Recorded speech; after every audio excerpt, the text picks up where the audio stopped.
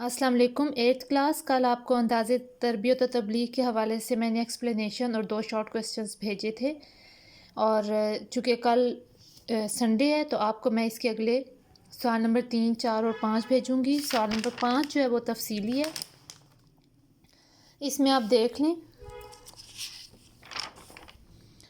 आपके पास तीसरा सवाल आएगा, सिरात मुस्तकीम समझाने के लिए आप सल्लल्लाहु अलैहि वसल्लम ने क्या अंदाज़ इख्तियार फरमाया।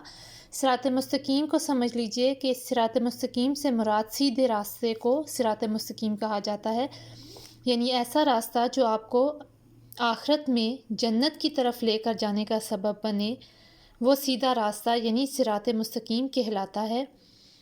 सिरात मुस्तकीम से जो लोग हटते हैं वो फिर शैतान उन्हें बहकाता है और वो बुरे कामों की तरफ मुलव्वस होते हैं और वो सिरात मुस्तकीम से हट जाते हैं, जिनका नुकसान उन्हें आखिरत में उठाना पड़ेगा।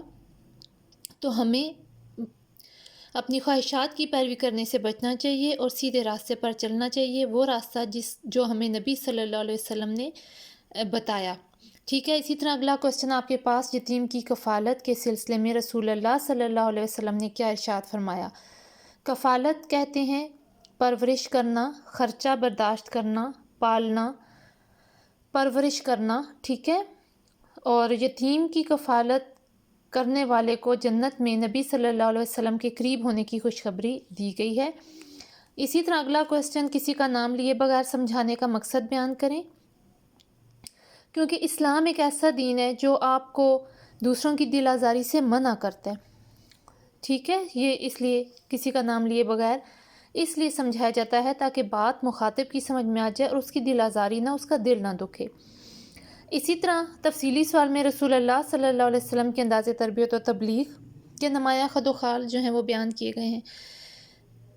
और खदोखाल से मुराद कि नबी सल्लल्लाहु अलैहि वसल्लम किस अंदाज़ में अपने जो उनके करीबी लोग थे, उन्होंने उनकी जो एक रूहानी तरबियत थी या एक माशरे में रहने के जो आदाब थे, उन्होंने किस तरह से उनको सिखाए, लोगों को इस्लाम की तबलीग किस तरह से की, वो तमाम चीज़ें आप इस सबक में पढ़ेंगे। ठीक है।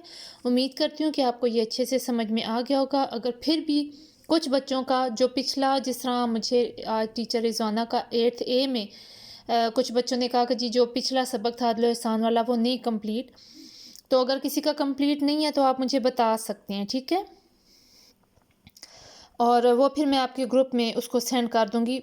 क्योंकि बॉयज़ का तो कंप्लीट था, 8th A का शायद जो एक ग्रुप है उसका कोई क्वेश्चन रहता है, वैसे मेरे ख्याल में तो सब बच्चों का कंप्लीट था।